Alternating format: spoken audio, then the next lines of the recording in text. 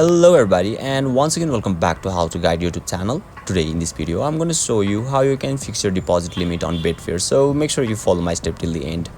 First thing first, I assume that you already have an account in Betfair and already logged in, and now right after that you will be able to see the interface of Betfair apps on the screen, where you can see profile icon at top right corner. Just tap over there and now you'll be redirected to the my account section, where you need to scroll a little bit down unless you find the safer gambling tools. Once you find it, just tap over there and now you'll be redirected to the another section where you can see edit your deposit limit option. Just tap on it and now you can see daily, weekly and monthly, and no limits as well.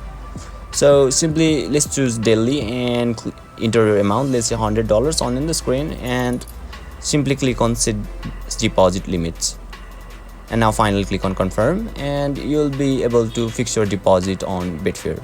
So basically this is how you can fix deposit limit on Betfair, and if you still encounter any issue during this process, feel free to leave a comment and I'll be happy to assist you.